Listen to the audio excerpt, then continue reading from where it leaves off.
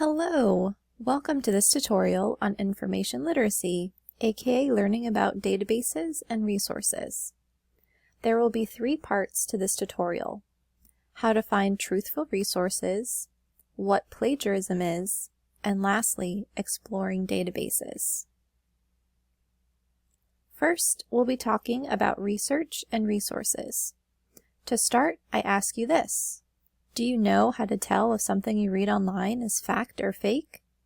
This is an important question because it will make you pause and think.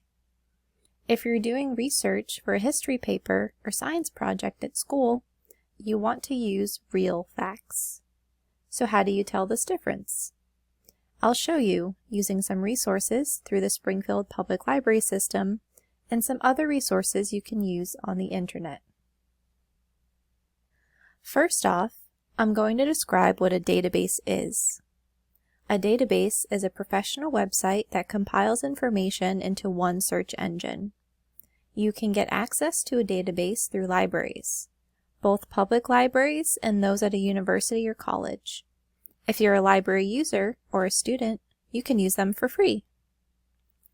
A database is like Google, but refined. How is it refined? Well, the information in a database is mostly from academic journals and magazines, newspapers, or books. This leads me to a few word definitions that I want to show you so you know what I mean. Then I'll show you some examples. Peer-reviewed. This means that an article in a journal or magazine has been reviewed and verified by other experts in the field of study. This is a term you'll see frequently when you do a research paper, especially in college. Your professors will ask you to use peer-reviewed sources. References or resources. You'll see these words often, and sometimes they're simply called sources. These are the books, articles, newspapers, or journals that you find your information in. You will always need to show where you found your information by using a reference page and showing your sources. Fiction versus nonfiction. Fiction means stories, things that are made up. Books like the Shadowhunter series or manga like Demon Slayer are fictional stories. Nonfiction is the opposite. They are made up of facts. This would be something like a biography of a real person, like Helen Keller or Simone Biles, or a book about the history of railroads. Textbooks you might use in school are nonfiction. Nonfiction sources are the places you want to look for information when you're working on something for school. You don't want to use fiction to write a history or science paper. Making a Google search is not a bad thing to start with, but remember, anyone can post anything on the internet. Someone could say that a golden retriever dog only grows to 20 pounds in a TikTok video, and many people might believe that. Searching for the truth would require looking at reliable sources, such as a book about dog breeds or the American Kennel Club, that is a trusted source for dog information. Without facts to back up an idea, aka references with reliable sources, you don't know if what you're seeing is real or fabricated, aka fake. For example, a reliable source would be a book or a peer-reviewed journal article from a database. An unreliable source would be a tweet on Twitter or a TikTok video. Sometimes there is truth to these things, but remember, anyone can say anything online. A big part of writing a paper or working on a school project is using nonfiction sources from reliable places of information. You want to tell the truth. A way to tell the difference is here on the screen. We're going to look at databases and TikToks or Twitter as examples to show the difference. A database search would have peer-reviewed information, and it would have factual information with references, which would give you more places to look to find even more information.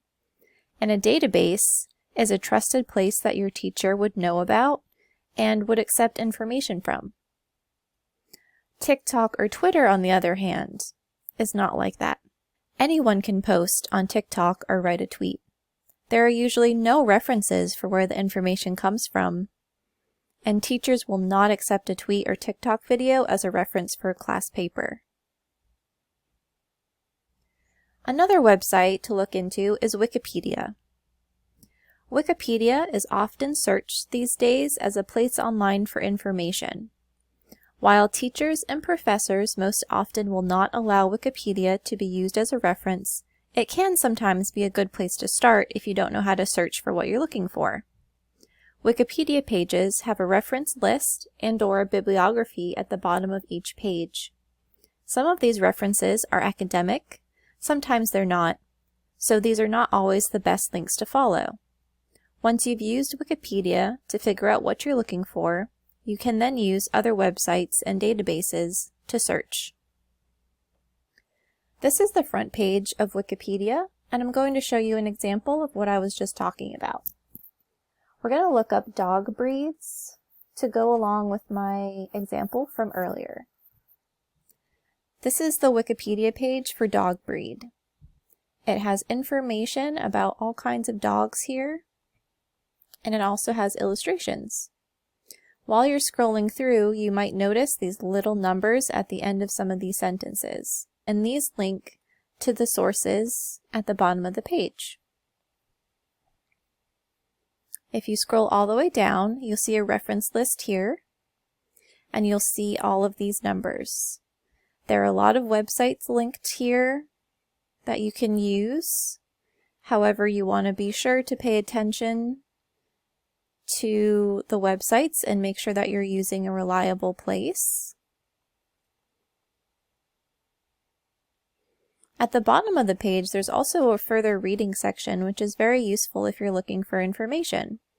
These listed are all encyclopedias. You can see Encyclopedia of Dogs, Encyclopedia of Dog Breeds, World Atlas of Dog Breeds, the Dog Encyclopedia. All of these are useful to look for physical copies, to verify information, and to find even more information if this is the subject that you're looking for. Let me show you some ways of finding the types of websites that are most reliable. This is not a foolproof method, but it's a good place to start. We'll take a look at domain names. Domain names are the little end letters after a website, like .com or .org or .edu or .net or .gov. .com and .net are typically not considered reliable because they are the easiest domain names to buy into. Anyone can buy a website that ends in .com and put any information on it, so it's not as reliable as some of the others. .org for organization, .gov for government, or .edu for education are more reliable.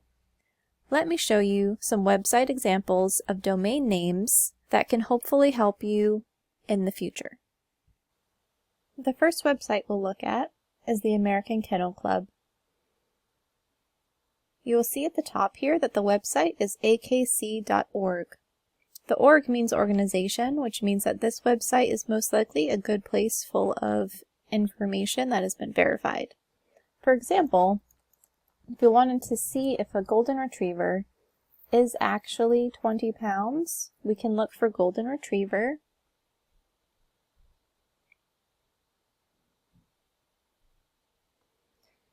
And we'll see here at the top that they are in fact not 20 pounds, but 65 to 70 or even 55 to 60, depending on their gender. So this is a good example to show that this is factual information and that TikTok probably was not right. Next, we'll go to the nasa.gov website. The website itself ends in .gov, which means government, which is a good indicator that this is going to have information that is correct and verified.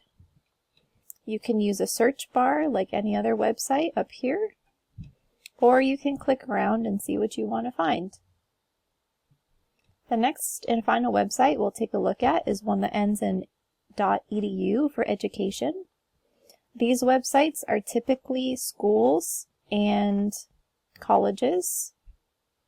The website I chose is for Springfield College, and you can find a lot of good information through the library at any of these institutions on any of these EDU websites. If you click on the library services, there'll be so much information here, I can't even begin to explain it all to you in just one video. So for now, just look out for that .edu and know that that's a good place to search for information, to look for databases, and to find articles and scholarly journals that you can find that are peer-reviewed that can help you with your research.